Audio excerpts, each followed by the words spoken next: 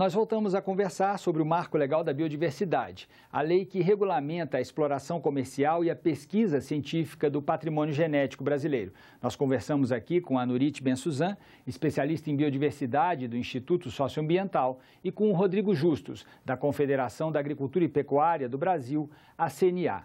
No início de maio, um pouco antes de deixar o governo, a presidente Dilma Rousseff publicou um decreto que regulamenta o Marco Legal da Biodiversidade.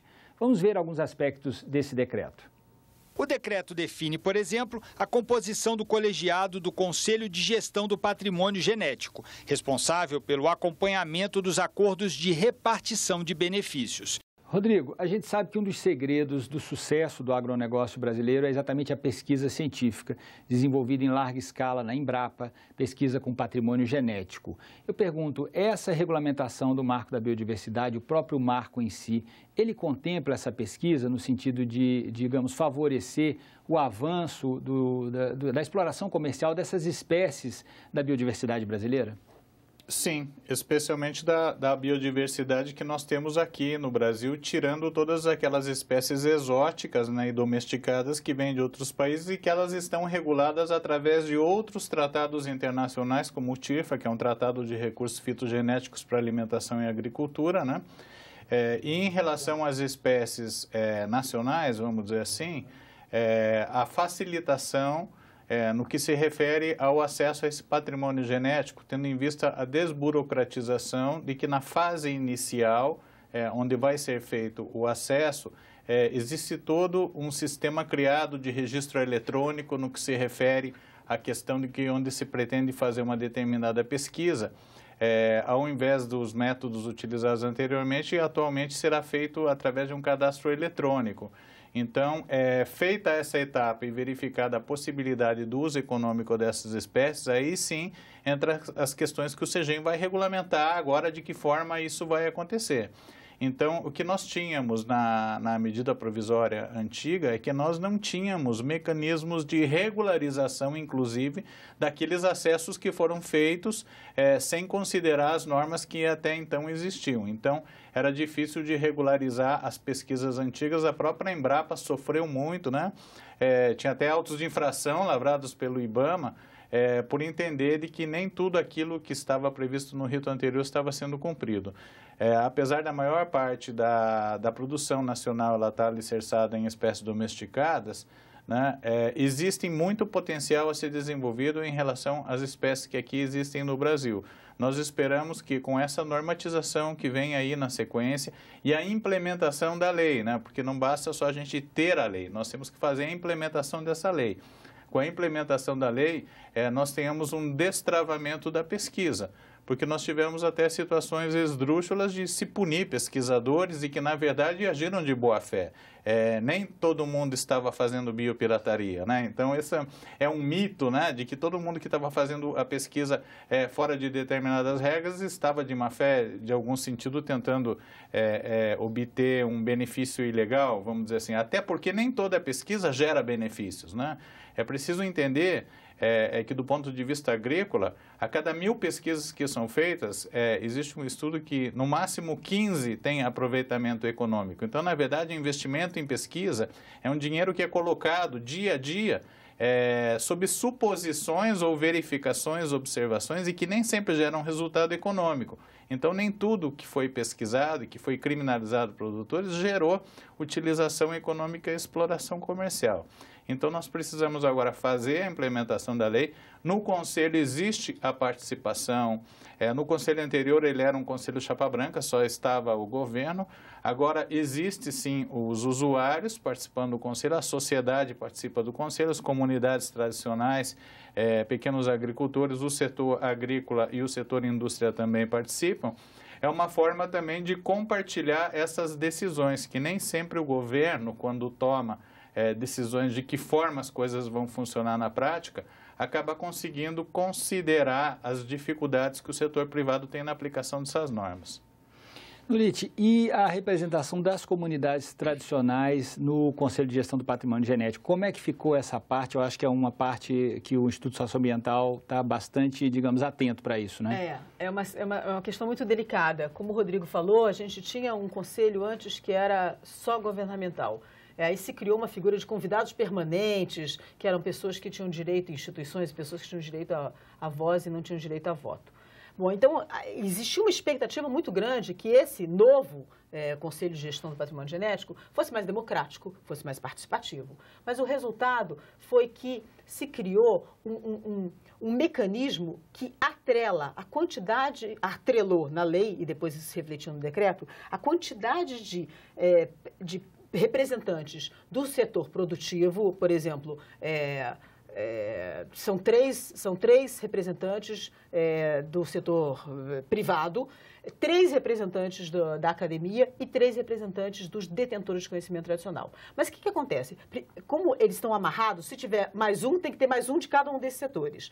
O que acontece? Você tem um setor que é usuário. Por exemplo, a CNA ou a academia é usuária de patrimônio genético e conhecimento tradicional. Os detentores, eles são provedores. Então, a composição do Conselho, afora o governo, a parte que, vamos dizer, que é a sociedade civil, setor privado, academia e detentores de conhecimento tradicional, ela é sempre 2/3 de usuários para 1/3 de provedores. Então, isso causa também Bom, como eu disse já anteriormente, a gente tem apontado que os detentores de conhecimento tradicional foram muito prejudicados. Essa composição do CGEM reflete isso. O fato deles serem sempre 1/3 da composição da sociedade civil dentro de um conselho, ele vai fazer com que eles sejam sempre minoria. E, além disso, a gente não pode esquecer que eles são sempre... É muito mais difícil para povos indígenas poderem, por exemplo, participar efetivamente do que uma empresa privada, ou um coletivo de empresas que tem advogados, que tem assessores. Então, você sempre tem um desequilíbrio nessas relações, agravado, então, pela composição do CGEM.